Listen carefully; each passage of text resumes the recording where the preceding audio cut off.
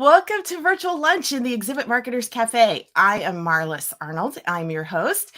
And if you are new here, welcome. We're always glad to have new people. If you're one of our regulars, it's always good to see you as well. So we've got a great interview coming up here in just a few minutes. I know productivity is something that we all struggle with, right? I know I have days where I feel like I'm the Energizer Bunny and I'm just getting so much done. And then I have other days where not so much. So go ahead and post your where you're joining in from, introduce yourself in the comments. And we're going to go ahead and get started here in just a few minutes. But I want to go ahead and, like always, we go through and we do some tidbits and ideas and news updates. So I'm going to get started on that. First thing I want to share, and my husband Alan's going to put up the links as we go. If you're joining us on YouTube, the links are all there. If you click the see more in the description, if you're on LinkedIn, you'll see them pop up as we go along. All right. So first thing that I wanted to share, we had a discussion a few months back about AI, and there was, some controversy on both sides of whether AI was a good thing or a bad thing. It's just interesting to see how they're using, and by the way, AI stands for artificial intelligence, and there's a lot of different ways it's being used. Even in the meetings industry, we have AI being used in a lot of the different platforms for networking, matching. So, but this one was interesting because when Beethoven died, he had just barely started on his 10th symphony. So there's a few notes and sketches and things, but he hadn't completed it. So a group of musicians and computer scientists got together and they used all of his existing pieces and ran them through this AI, this special AI, and they've now created what they believe could have been his 10th symphony. So it's really fascinating. So this link, if you go to it, you can, not right now, but if you go to it later, you can actually listen to a segment of the music that they've come up with. So it's really fascinating that, there's a lot of different ways that we could use technology today. I see we have Kelly here from AGAM West Coast. So welcome, Kelly. All right, go ahead and keep posting your introductions in the comments, and we're going to keep going. The next link that I want to share is I don't think it's really going to be an alternative for most of us, but it is interesting. We're talking a lot, especially in the meetings industry, about the impact that we have on the climate and all the flying and the travel and stuff. So it's interesting. This company has come up with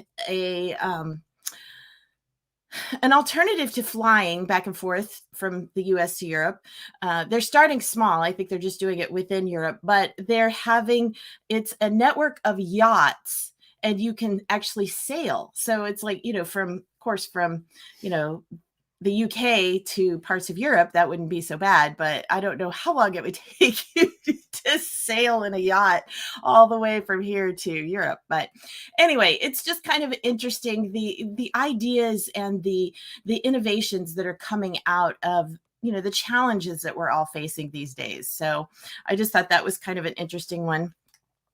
Talking about different modes of transportation, Alan and I have signed up for last month. We started participating in what's called the Conqueror Challenge. And this is really cool. It's they've got, I don't know, like 30 or 40 different challenges. We signed up for the Ring of Kerry. And so what it is you sign up for this challenge and you do whatever activity, whether it's walk, run, doing weightlifting exercises, whatever. And then you calculate that and you get points or miles. And so, like I said, we're doing the Ring of Kerry, which is 124 miles. And then you get these little perks along the way. So like we get these virtual postcards. Oops, let me go take this down so you can see it a little bit better. So we get these virtual postcards every so often along the way. And then at the end, what's really cool is at the end, we will get this big medal. I mean, it's really cool, custom medal. Each challenge is different. And so it's really cool. Alan's going to put up the link they're actually doing a contest this month. So I've got a referral link. So if you decide to go check it out, sign up for one of the challenges, we'll get points for it. So here is my referral link. So, but anyway, it's really fun because it gamifies the whole thing. You know, we go do the actual walk and then we come home and then we do our virtual walk. So it's just a fun way to reward yourself for working out and exercising. All right. So let's see what's next. Oh, since we're talking about productivity, I came across this article that was kind of interesting about how Legos can be used to make you more productive in the workplace. And so it was all about how you can take this one guy, his actual experience was he's got this one specific kit, and I can't remember what it was, but he's got this kit that he rewards himself when he completes a task. He goes over and does a little bit on this Lego model.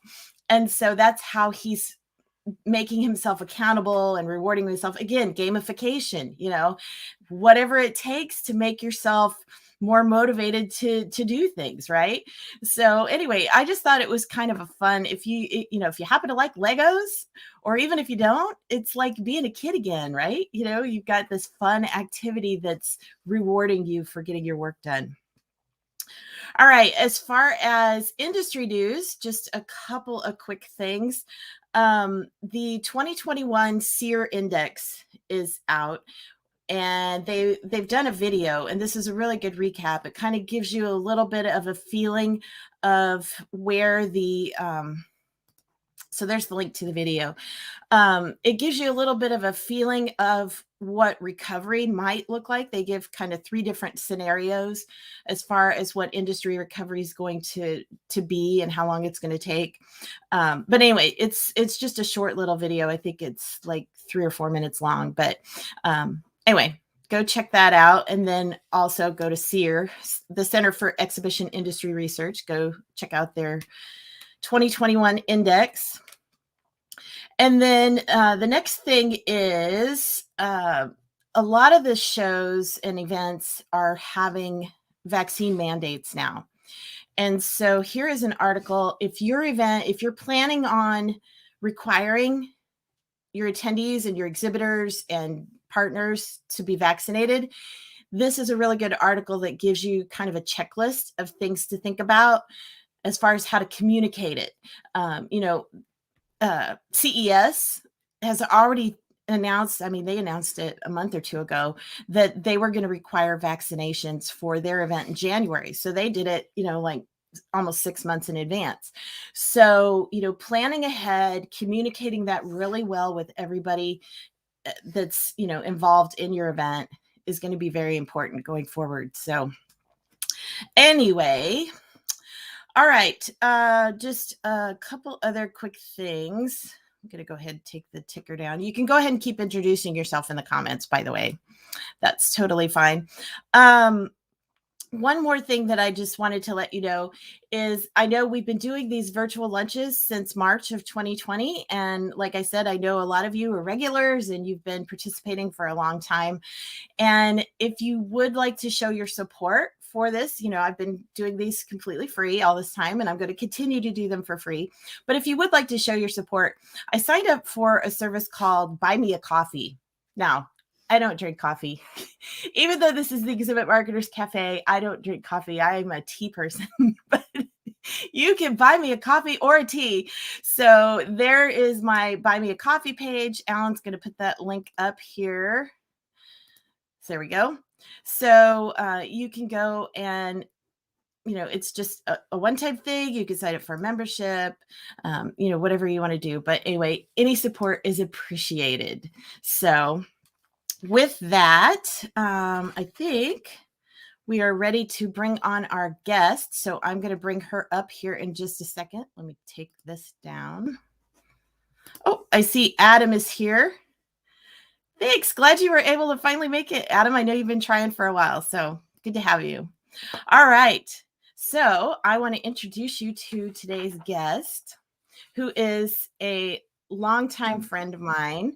I've actually known her for almost a decade. She's been one of my business mentors. But in case you haven't met her before, Sandra Martini is a small business marketing advisor and client care expert. She's helped hundreds of businesses across the globe create personalized and leveraged systems through her extreme client care process, which is designed to turn strangers into raving fans and lifetime clients and referrers. Sandy is also the founder of Escalator Marketing, which creates client engagement by nurturing prospects and clients every step of the way. And like I said, she's been a business mentor of mine for a long time. So Sandy, welcome to Virtual Lunch. Thank you. This is absolutely fabulous. As you were chatting, I've got my notebook over here and I'm jotting all these links down that as Alan was sharing them, saying, this is fantastic. This is fantastic. Oh my goodness, I love this. Thanks. Wonderful. Yeah, it's a lot of fun for me. I mean, I just kind of collect as I go through, now that I have 2 weeks in between, I have 2 weeks worth of things that I come across in the news or wherever, and just, compiling all of those links and tidbits are really fun. It's amazing. And I would have to agree with both you and Adam. I'm a tea girl. Yeah. And everyone else can keep their coffee. Just give me my teas. I know. Alan spent years managing a high volume coffee shop and still never could convert me to coffee. Now that's love. Yeah. Yeah. So anyway, but he loves tea as well. So we don't have a conflict there. But so let's talk about productivity. I know you are so good at this. I mean, I hesitate to use the word because it's kind of cliche these days, but you are a productivity ninja, I think. You find ways to get things done that are so clever. But let's back up a little bit and talk about, what are some of the biggest challenges? I mean, why do we struggle so much with this whole concept of being more productive? There's so much to do. It's just, Yeah. it's never ending. I sometimes say that as a business owner or an entrepreneur, that our businesses are kind of like the post office. If things stop, we are in big trouble. So we're always going to have that next to do, that next task on our list. It doesn't end. And you mentioned a few minutes ago about gamification and rewarding yourself. And it's so important because if we don't, we can get really discouraged about the fact that the list never really goes down. It's like, oh, great, I did 3 things today. Oh, shoot, I added 5. So That's me. Yeah, same here. We all struggle with this. And particularly when you're a small to mid-sized business or you're doing something like events management, all of a sudden, you've got these lists upon lists upon lists. And as soon as you knock one thing off, these other things are added, but then heaven forbid there be a fire someplace. And now you've got to figure out, oh, wait, I've got to stop all of my plans and go deal with the fire. And then when you add in the fact that we're all humans. So we've got people, in our world that need caring and taken care of. We've possibly got pets. We've got all of this stuff that's doesn't have anything to do with the business necessarily, and still all needs to happen and get done. I was talking with somebody earlier today, and she looked at me and she said, do you know what I feel like, Sandy? And she has 2 little girls. And I said, what? She said, I am momming in the margins. Oh, wow. And I was like, ooh, all right, we need to change that. We need to flip things around a little bit. And that is, I think, where so many people are, especially with the pandemic, where a lot of people who maybe weren't necessarily working from home before are now, or did, and or suddenly children that would be gone for 6 hours at school aren't gone anymore. So now there's all these new distractions. So I like to celebrate, when I think of productivity, even the smallest piece of a project for me is a celebration, because every little and I love technology and I'm a paper girl. So I love that feeling of going check. Yes. Or, depending on my mood, it's either a firm check, it's a little heart to celebrate it, or it's just a smiley face. Those are like my 3, yeah, you're done and I don't have to play with you anymore for right now. That's clever. Yeah, I do the check marks, but I had never thought about doing the smiley face or the heart, because it's true though. Because I know I get caught up in things and I'm just like racing to, it is somewhat of a game for me. It's like, how many things can I check off today? But Yep. I don't ever take time to actually celebrate that. I mean, it's more like the celebration is just, phew, I survived and I made it through and I checked off 16 things today. So I know one of the things you talk about is replacing the to-do list, the whole concept of the to-do list. So let's talk a little bit about how we just kind of reframe the whole thing. We do. And gamification is one way to do it. Another way, when I think of to do, it feels so heavy for me. It's just that Mm-hmm. phrase, it just feels like you just put like a sack of cement on my shoulders. So I don't think of it as to-dos. I think of it as a success list. I Mm. think of it as my future development list. Everything I'm doing, I assign instead of to do. Sometimes it's as simple as, okay, well, these three things that I'm going to knock off today, they're going to move me this much closer to that thing, whatever that thing happens to be. Mm-hmm. So if you're financially motivated, and some are, some aren't, if you are, then one of the things you can say is, this is my list that's funding my future. So this is Mm. my funding my future list. Or that cruise that I want to go on around the world. Yeah, this is that list. So I have a client who, she has one goal. She's a solopreneur, doesn't have a husband, no children, no partner, just herself and her dog. And her goal is to retire to a cruise ship where you buy your cabin and you just travel around the world. And that's what this cruise ship does. Huh. So it's for active retirees to travel around the world. So she has priced out what that will cost her for what she believes is her life expectancy. And her list, it's not her to-do list, it's her world cruise list. Wow. And so when she looks at that, she doesn't have this feeling of heaviness. Instead, she has this feeling of getting closer. I did this and Hmm. that's getting me this step closer. So it's a type of gamification. And it's also very reward focused. So Right. what is something you want? And it doesn't have to be that far out. I held an event a few years ago, back when, in person was all the rage. And it was a small event. And what I told myself was, I said, you know what?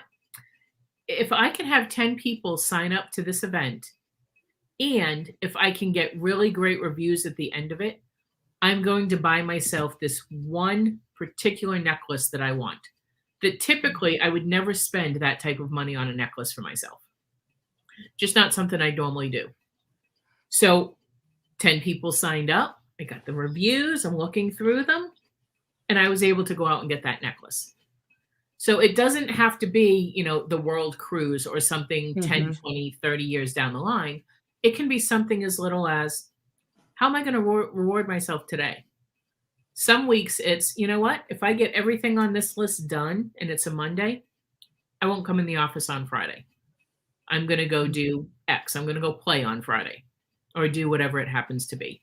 So it's a way of turning that to-do list into something that feels motivating to you and not another, oh goodness, I have to do this. Even when it's our own businesses or our own projects that we're excited about, there can still be things on that list that are like heavy. Mm-hmm. So instead, turn it, flip the energy around to say, how is this going to motivate me? How is this going to make me so excited about that, whatever that happens to be? And everybody's that is different. Mm-hmm. So that's an easy way to kind of flip the to-do list around. Well, and another thing that I know I used, a tool that I used a few years ago when I wrote my book. Let's try that again. Exhibit design that works. There we go. Feels like a Monday. Yesterday was a holiday, so today is a Monday, right? Yes. But when I was writing my book, I had a chart and I called it "Eat an Elephant a Bite at a Time." And so I had a chart that was literally an elephant that was like, broken out into pieces. Yep. And so I did a 90-day sprint of working on my book, and every day I had to eat a bite of the elephant. And so it became a game for me. It's like, okay, what's the task that I can cross off today? So it wasn't like I had to look at, I have to write this whole book. It Right. was, okay, so today I design my book cover, or I interview one person, or whatever it was. It was just a task a day, and not this Exactly. massive overblown task.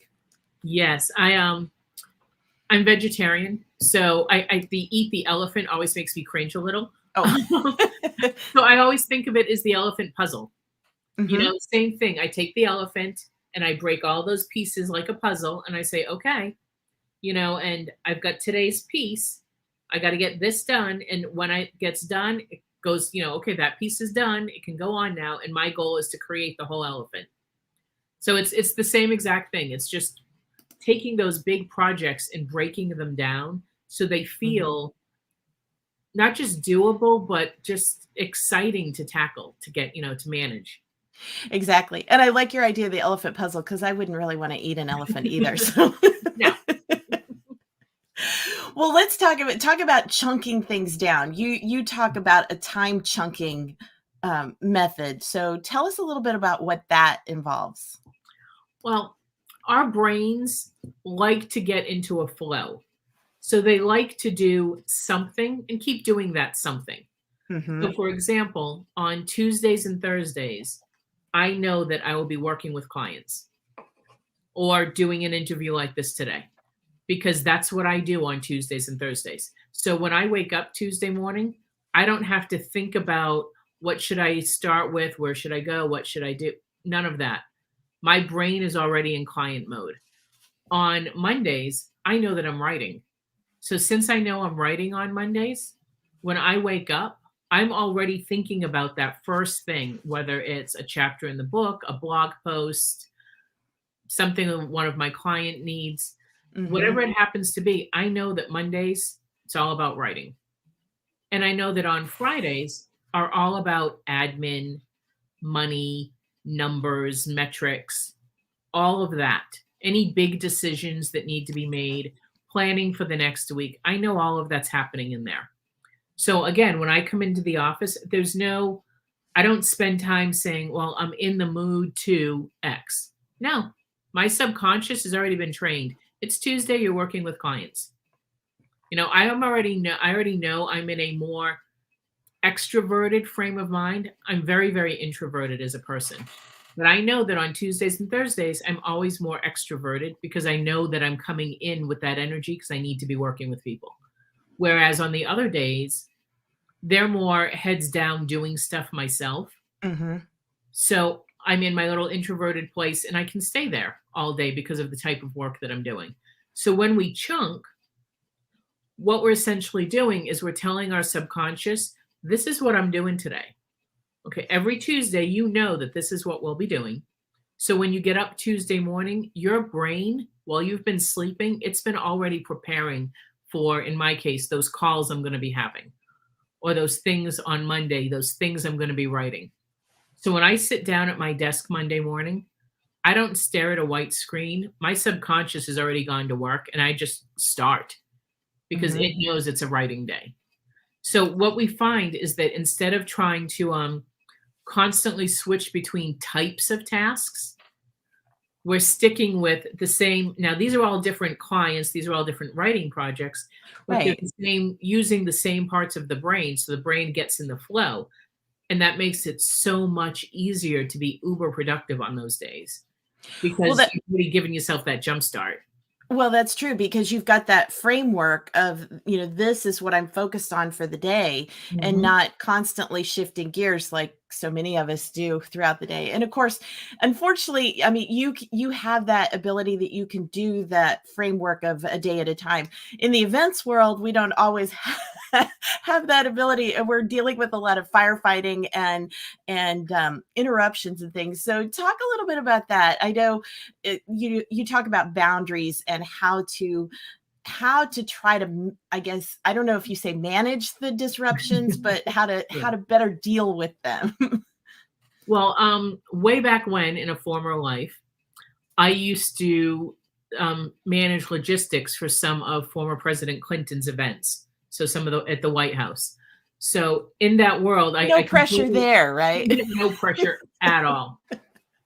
And I will share that on September 12th of 94, 93, 94, we had a plane crashed onto the White House lawn. Mm. Now, people may remember that it was above the fold of course, every newspaper in America back then. What a lot of people don't know is that we had an event happening on that exact lawn 7 Oh, hours after that plane crashed. So I had literally left the White House at like 1 o'clock in the morning. My phone rang and it was, oh no, spin around. Of course, there's nothing I can do because Secret Service does all that fun stuff. right.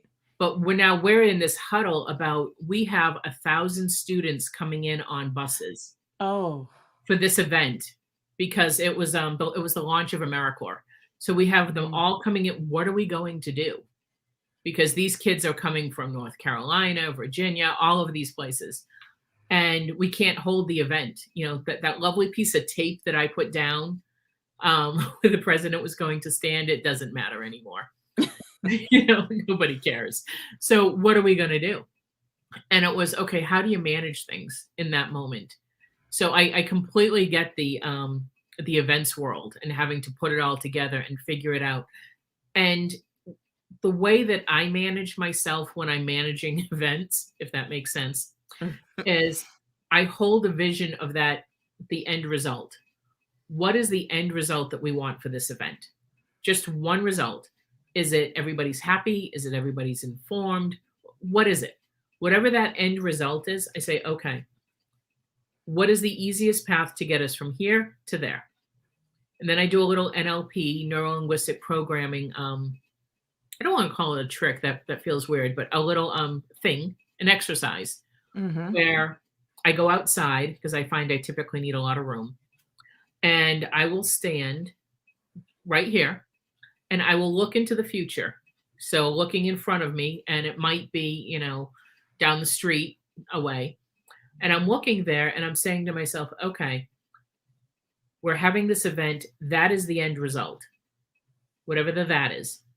And I stare at it and I say, how am I going to feel when the event's over and we've accomplished it? We've not only accomplished it, we have just knocked this baby out of the park. How am I going to feel? And I take that energy. I'm like, okay, I got it. And I walk as quickly as I can to that end spot. And I stand there and I bask in that energy. And typically I have somebody beside me when I'm doing this. And then my eyes are closed and I take a step back and I say, okay, what needs to happen just before the event closes that we know it was a super success? One step back.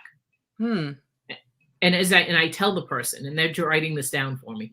Okay, what's the step that has to happen just before that? Just before that. Just before that. And I get all the way to what do I need to go in the office and do? So then we type up this massive pages long list. And once that's done, say, okay, now what can we group together? Knowing that we can't spend a day on writing or a day doing this, can we spend 90 minutes on this type of activity? And 90 minutes on this type of activity. 90 minutes is kind of it's both kind of the minimum and the maximum and everybody's time frame might be a little bit different. Mine's a little shy of 90 minutes of where we can focus on a task enough to get into flow without doing it for so long that we get out of the zone of it and we're looking for that next thing. So is it, okay, so I should be focused on creating all the things that need to be printed for the next 90 minutes and then go take a break, have lunch, do something else, then come back. Do I need to do more of that? Or can I now switch to everything I need to be doing on the phone? Everybody I need to be calling and double checking or emailing. So keeping those chunk times, doing them now instead of like 90-minute chunks, instead of doing your day chunks. And then the most important thing is save an hour every day for oh my goodness, that just happened. We don't know what that's going to be, but it's going to happen. We do know it'll happen. So save an hour. And I like to save that hour between kind of like 12:30 and 1:30. That tends to be late enough for something to happen and still early enough to do something about it. Your time frame might be a little bit different depending on what you're doing. And I always have at least an hour's worth of tasks sitting there so that if I don't finish, if I don't have the emergency, that's okay. I can do this. I can do this particular task. So it's not like I'm wasting the hour just sitting there tapping my fingers going, where's the fire? And I've got a backup.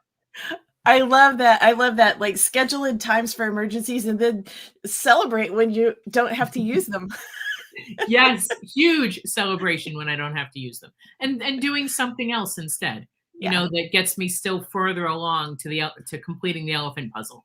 Yeah, I love that, because I know that so many times that does happen where it's, you've got this thing that comes up and just totally disrupts your day. But if you've got that chunk of time that you've got reserved, and like you said, you could shift it around, like if the emergency happens and you have to do it earlier in the day. But yeah, I really like that idea of carving out that buffer, I guess you could say, for the crises. They're going to happen, so we might as well plan for them. That's true. Well, I know Sandy has put a lot of great articles up on her blog about productivity, and I've got those already in the YouTube. If you're listening to this on the podcast, it'll be in the show notes, and Alan's going to put those up on the LinkedIn feed right now, so you'll have those there. But Sandy, tell us, do you have any favorite tools that you like to use to be more productive? I do. My favorite, and it's funny that I say this because it's not on my desk at the moment, just because the battery needs refreshing. But I have a upholder timer. So you can use any kitchen timer, but I like to set my upholder timer. And the reason I love it is it's shaped like an hourglass, and it has digital sand. So if you're not using it, you can stand it up one way, and it's just a clock. So it just says, it's 1:32. Now, if I want to use it as a timer, I flip it over and I say, okay, I want 90 minutes. So digital 90 minutes. And then the digital sand runs through it. I've always liked those kind of hourglass clocks. So this way I get to actually see, okay, look at that. And as I'm working, I'm sitting here, and every once in a while I'll glance at it and I'll see the time running out. And it's like a quick jump start for me. So that's one of my just real simple, they're like $10 on your online platform of choice. And then the other thing that I love is Evernote. I adore Evernote because wherever I am, it's there. So it's on my iPad, it's on my laptop, it's on my phone. My grocery list is on Evernote. Anything that I need or that I might think of that someplace, I might be on the couch at night, but I don't really want to go back in the office. So I'll just grab my phone, grab Evernote, and jot it down. And I know it'll be waiting for me in the morning. So I have found that saves me so much time, thought, paper. I don't have any Post-its in my office. Evernote is my big Post-it, if you will. And then that holder timer, there's just something about it that to see the sand going down, to know I've got the timer, and it allows me to go offline. So I can turn off my Wi-Fi while I'm writing, for example, and still manage everything nice and easily. Yeah. And I think that's really cool that sometimes it's a low-tech tool that can really be helpful to help us get the job done. I actually put together, and I know Alan will put this up in the LinkedIn comments as well, but I put together a list of some of my favorite business tools of productivity, organizing, virtual meetings, all different kinds of things. So I've got a lot of different things that I use. But when you were talking about Evernote, I use a system called a software called Plutio.